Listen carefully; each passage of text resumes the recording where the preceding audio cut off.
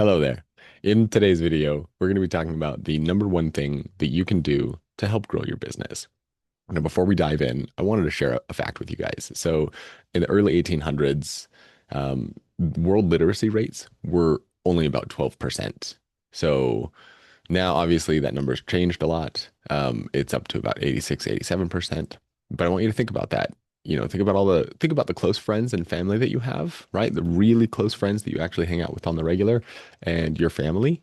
And think about that approximately only 1 in 10 would actually be able to read and write. You can see how this number is pretty drastic. Today, only 10% of people are natural leaders. And when we use the word natural leaders here, we mean it in the sense of they've had no formal training, and throughout their life, they've developed the natural skills to be what's considered a good leader. So this means when you look at companies like take Walmart, take Amazon and Home Depot. Walmart hires roughly 2.1 million people. Amazon is about another 1.5. Home Depot is just under 500,000. So this means that you've got about 4 million employees. Now, if we take industry average, which is about a manager per 10 people, that comes to 400,000 managers. And out of those 400,000, only 10%, only 40,000 of them actually have natural leadership skills without being trained. So I envision a world where naturally learned leadership skills are as prominent as literacy rates are today. Now, clearly, I'm about 200 years behind, so we've got a lot of catching up to do, but I don't care. So I would really appreciate your help. My name is Justin Peterson. I'm a certified leadership coach, a certified executive coach, and a life coach. And I'm fortunate to say that I have the pleasure of co-creating this reality with people like you. So I have a question for you. In your past experiences, have you ever felt as a leader isolated from your team, or as a team member isolated from your leader? Have you ever felt like a team like malfunction? Malfunction is not the word. A team misalignment where everybody is not on the same page and there's constant struggle trying to get people to co-create what you're doing every day, and that in itself is a struggle. Or have you felt burnout? Just being in a place where there's so much friction that even in the small friction, it builds up so much that by the end of it, you are feeling absolutely over it. You show up to work tired, wanting to go home, you keep your head down, and you just want to get out. Or even as a manager, you show up to work and you dread having to deal with the same conversations with the same employees that you've been trying to have, keeping everybody on the same page, and you yourself are just looking for your weekend to escape. Or perhaps, especially for like newer entrepreneurs or for um, recently promoted managers to new positions, this feeling of imposter syndrome cracks in your confidence, or regardless of where you sit and what the issues are, just a desire for stronger communication skills. I bring these up for a reason because these are all within the top 10 issues that people experience with management or that management experiences with team members. I just wanted to highlight that you are not alone. Um, that these are some of the biggest problems in the workplace today. So, for those of you who feel like you are constantly firefighting, you're having people problems, understandings, like miscommunications, that sort of stuff, gaps between leadership and the employees, or personal stress, feeling the like heavy burden that leadership can put on you sometimes, often brought in by a pressure to succeed, or another way of looking at it is a fear of failure. All of these things, they take a toll and they weigh on you heavy. So the purpose of this video is to help you understand and overcome all of those challenges. We're going to do this in 2 steps. These are going to be deceptively simple, but they're harder to implement. Step one, your number one skill to develop is learning. This is going to develop a strong foundation for skill number two. Skill number two, you might have guessed it, is teaching. The reason that we're teaching is really the crux of this all. We're going to build more leaders. And here's the simple reason why. The more leaders that you develop, that you help to create, the greater your influence and effectiveness becomes. Too many of these issues that we discussed are brought on because either a lack of leadership or a lack of connection. Leadership is not tied to a title, right? You don't have to be a manager to be a leader. So I will try to be deliberate and use these words separately. Now, if you're a manager, you should absolutely be developing your leadership skills. If you're not, you're going to be struggling more than anyone, although your employees might be more frustrated than you. Now, as an employee, developing your leadership skills is something that will actually help lift yourself up just intrinsically, but it will also help lift up those who work with you. And this is going to be really powerful because as you move through life, you, even as an employee, not as a manager, will be establishing like a an ex, an expected baseline. And this can be a very good way to set the tone for communication. So even if you're not a manager, you can take these traits on and you can work with this. So getting into it. Number one, learning. Your leveling up should never stop. You should always be looking to improve. The day that you stop leveling up is the day that you start falling behind. I used to have this boss where I worked, and he had this saying, which it took me a while to fully understand. Um, but he had this saying. He said, if you're not moving forward, you're falling behind. And he would say that you cannot stand still in life. And I was curious about that because I was like, wait a minute. I mean, if I pick up a new skill and then I'm done and say, hey, I want to pause here and just kind of live out my life, why is that falling behind? And like, can't I just sit still? And the point of this is, no, you can't, because the moment you stop improving, the world moves on without you. Simon Sinek talks about how we upgrade technology all the time. Software is getting updated, hardware is getting updated. Even as I went to upload, or even as I went to go record this video, um, the software that I'm using right now is just like, hey, we've updated our terms of agreement. And it's like, great. There's constantly upgrades happening. But how often are we upgrading the software that we use? How often do you pause and reflect to update yourself? Right? This is a big one. So I want to tell you a story about the first time that I became a manager.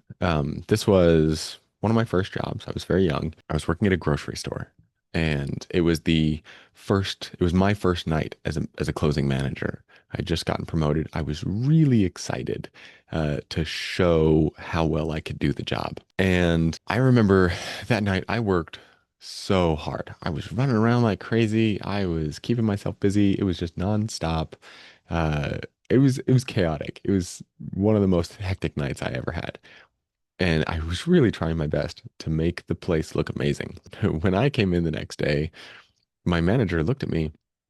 He comes up to me and he's like, Justin, what what happened? I'm like, what do you mean what happened? He's like, dude, the store looked terrible. And I was gutted. I was just like, what? What do you mean? Like I ran around so crazy last night. I was constantly doing something. I was so busy. And he just laughed. He's like, I know. I looked at the cameras. I saw you running around, and guess what? Nobody else was. He's like, you were so busy. Everybody else was standing around, just doing whatever they wanted. And so he then taught me about delegation. I had never been in a position to delegate before, so it was not a skill that was developed at all. But I was ready to learn. I was eager. I get the concept of it. We always made jokes about managers never doing anything and employees always doing the hard work. So now it was my turn. And I was pretty good at it. I started off pretty strong, but only for a point, only for so long. So I started realizing that there were things that I would miss. There was time in the beginning when I'm writing the lists and nobody was working because I hadn't told anybody what to do. And I had this I had this shift happen. I went to go hand a list off, and one of my employees at that point asked me, "Hey, can we just work this aisle and the next aisle?" And something clicked. And I understood. I was like, dude, you don't have to delegate every single task. You can now delegate outcomes. And I could then, and that shifted everything. I was just like, that was almost the day that I wrote my last list. And so they asked me, they were like, can we work this aisle and that aisle? And I was like, yeah, that's a great idea. I don't have to go down there, write a list. You guys work the overhead. It doesn't matter if it's like, they could fill in everything that I would have written because they would just work everything. So then I proceeded to go to everybody else and I was like, hey, what aisles do you want to work today? Like, you can take your pick. I started delegating outcomes instead. And I realized that this was like a level up in this new skill. And then I could focus on, instead of writing lists, I could focus on building displays, doing the things that didn't fall into the normal um, list that people would work. Then, if I needed to, I could go to them and ask them for help to help tackle a big problem. And one of the things that this allowed me to was it gave me more eyes.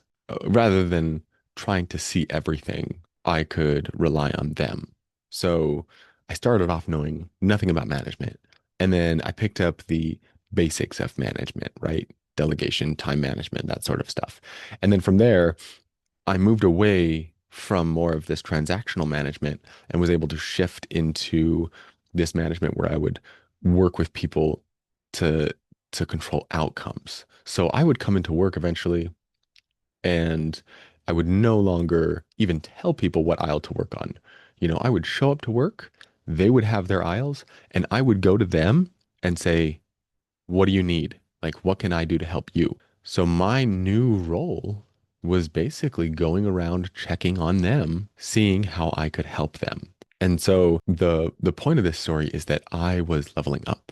So I started with no manager experience, then learned kind of the fundamentals of like delegating and time management. That shifted into a support role where instead of telling everybody what to do, I was going around asking them, what can I do for you? And this was like fundamentally the biggest change that I ever experienced as a manager. Probably heard the saying, what got you here cannot get you there, right? So the thing that got you promoted is not going to carry you through that promotion to the next, right? You have to be a good worker and show that you can do the job well. And then when you show that you can do the job well, you get promoted to manager. But now your goal is help the people who do the hard work. And really, helping is the key. You are the servant in that point. And it's so often not seen as that.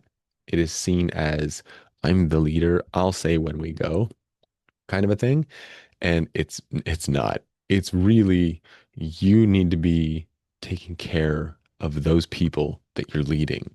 So you have to lead by example and being able to do the work, but really you're there to support. It is a support role. Learning is only self-serving if we're not giving it away to other people. So we have to learn something and then we have to give it away. Otherwise, it's totally a self-serving act and it doesn't really benefit us that well. And I believe, I forget who said this, was if this was Pablo Picasso or not. The meaning of life is to find your gift. The purpose of life is to give it away.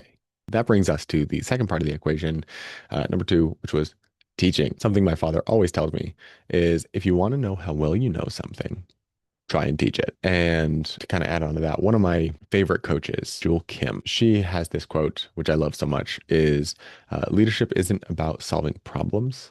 It's about developing problem solvers. And then lastly, one of my biggest mentors always says, see it, do it, teach it. I wanted to cover those three things because those have been some of the biggest ones that resonate with me throughout my life. So there are three ways to teach slash learn, right? One, telling. You can be told what to do or how to do something. Number two, you can be shown, right? Or you could see someone do it. And then number three is just by doing it, jumping in and just being thrown into it. So now there's no better teacher than experience itself, jumping in and actually doing it. The point of this teaching module is I guess part of it is about teaching, but also it's sort of coaching. It is this ability to help people uncover their own problems and find their own solutions. Just having the answers isn't good enough. So if you're feeling the pressure that you always have to have the answers, people always come to you for questions and you need to have the answers, you don't. There's an arbitrary expectation set upon you. You do not always have to have the answers. In fact, it's very healthy for you to be able to say to somebody, I don't know. That's one of my favorite things. When I used to, in every job that I've ever held, when somebody asks me a good question and I don't know the answer, I look them dead in the eyes and just say, I don't know. That's a great question. And then depending on what the job is, what I'm doing, we go from there. We figure out how to solve the problem. Because again, it's not about solving problems, it's about developing problem solvers. If you just always have the answer, here's the thing. People are going to come to you for the answer. It's just like in my early days when I was the manager, people would come to me for work. They stopped coming to me for work because the work was expected. And then I would go to them for support, right? So if you develop a problem solver, they stop going to you to solve the problem. They simply solve it themselves. Or you can approach them and say, hey, how can I help you solve this problem? Is there a resource you need? So I wanted to tell you one more story. So I have this client, this coaching client that I work with. When we started out our coaching journey together, they were not certain of how helpful coaching was going to be for them. So we kind of started off light, slow, mostly working on surface level challenges, things that were like easy wins. Until the fourth session came around, I asked them what they wanted to work on, and they said that they weren't entirely sure, that they had had some things on their mind, but they weren't sure what to tackle. And I could sense some hesitation. And so I kind of called them out. I said to them, I was like, look, I've been noticing this trend.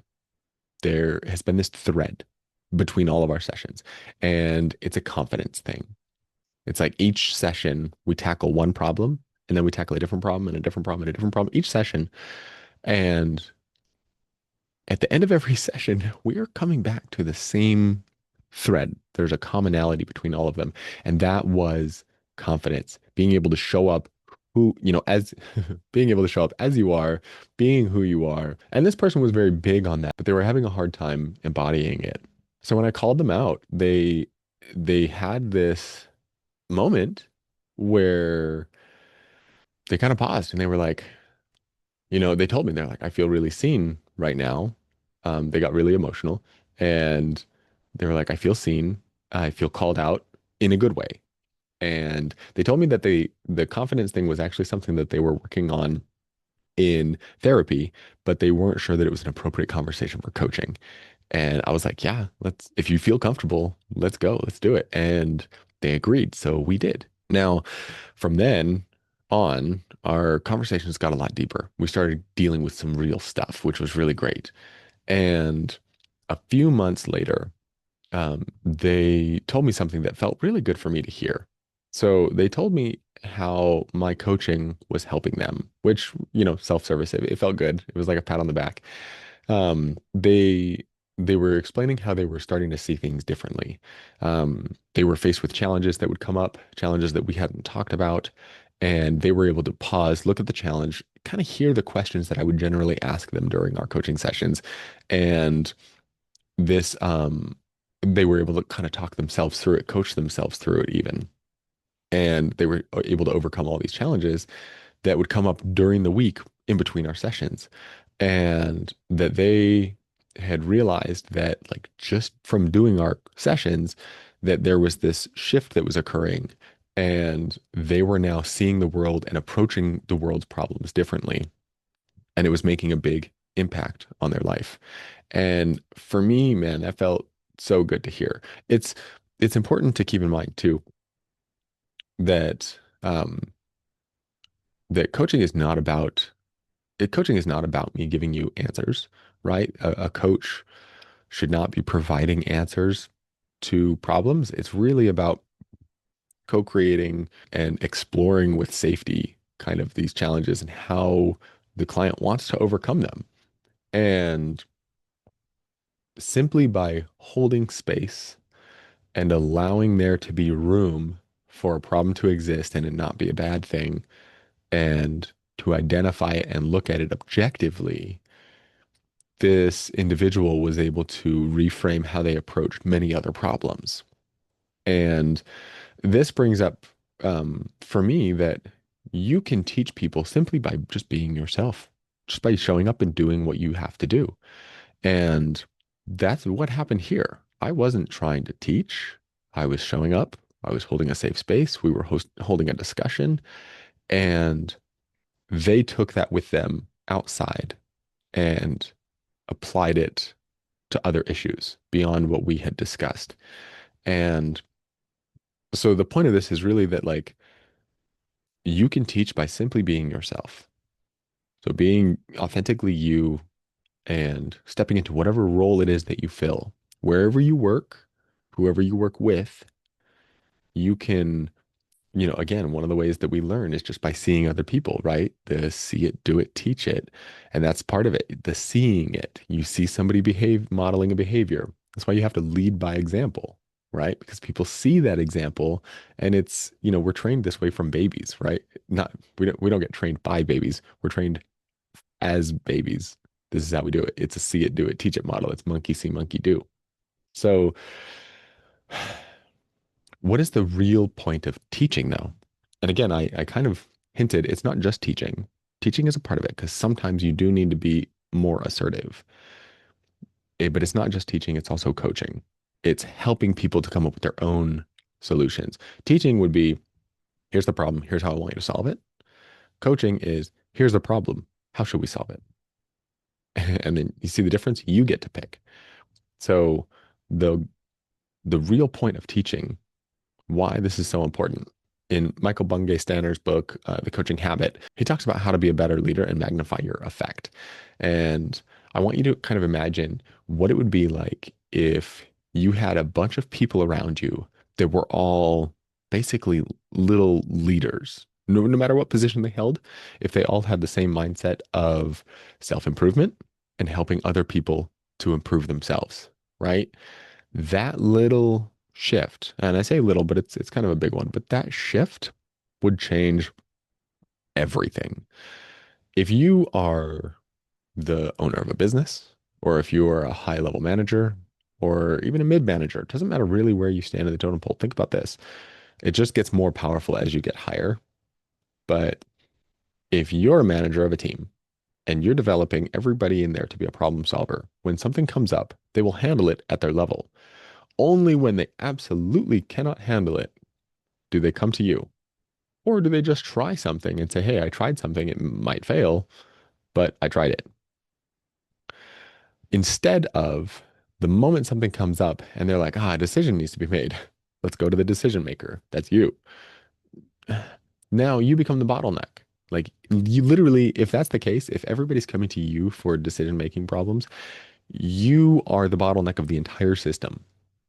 And the higher up the chain you go, the worse this gets. So people being able to solve problems at their level is crucial. And this is something Dan Martell talks about. I forget exactly what rule he calls it. It's like his 50, it's the rule of 50 or something like that. He said anybody in his organization, anybody at all, no matter what level they are, they can, if there's a problem that needs to be solved and they can solve it with $50 or less, anybody can make the executive decision to just do it. and and then that scales up. Like low level managers get like a $500 cap, and higher level managers get like a $5,000 cap. But the point of this is it's expediting the fixing process. It's like you don't have to come to me to solve this problem or to get permission to spend that $50 to fix the problem. Just fix the problem and let's move on. It's about speed, it's about efficiency, and it's also about not letting yourself become the bottleneck. So the reason why we bring these two things up entirely is because when you develop other leaders, when you have people who feel supported by you, and then they start to emulate those behaviors with others. Now, if let's say you are a manager and you need to take that stance where you need to be a little bit more aggressive and you need to say, hey, you kind of have to take over and say, we're going to do this, we're going to do it this way. You've already developed the trust. You've established the background. People are going to see you and say, yeah, got it. How can I help? And now all of that support that they would normally be sending outward, right, comes inward. And This is a very powerful thing because this means that you can stand on any ground to solve any problem as fast as possible. And what I mean by that is it doesn't matter if you've built the trust, if you've built the community, then if the entire time you're giving, if you're constantly giving to other people, those people learn to constantly give to the people around them. And when everybody's in that mode of giving, when you finally make that ask and you're like, guys, I need everybody to come together to solve this problem, there's not usually questions asked. People understand the the importance at hand of solving the problem. And suddenly, because you've been giving to them and they've been giving to everybody else, that giving modality doesn't really change for them. It's not like it's a big strain. They just have to pivot where they're facing it and they turn it back to you. And this does, again, it doesn't matter necessarily where you stand in the ladder. It's usually more effective the higher up you are, but this works for anybody. And I know this from like firsthand experience. I've worked at places where people are constantly supporting me in what I do. And then the moment something terrible happened, and I have a specific story, but I won't get into it. The moment something terrible happens, I'm like, yo, let me jump in and help. Like, let's just solve this together. You don't need to do this alone, kind of a thing. And that's the crux of this whole thing, right? Remember, you are not alone in the challenges that you face here. You don't have to go it alone, but you do have to go first. Please remember that like this sort of culture that we're trying to develop, it takes time. It takes constant attention and effort. It's not a one and done thing. You can't just help someone once and say, now you owe me, right? It doesn't work that way. That's super transactional. It's not going to last. It's not sustainable. This has to be a model that's built over time. And remember the simple process for all of this: see it, do it, teach it. All right. We'll see you in the next one. Is that a good ending? All right, that's it for today's video. I hope you guys enjoyed that. I hope that you were able to draw some value from that. I'll see you in the next video.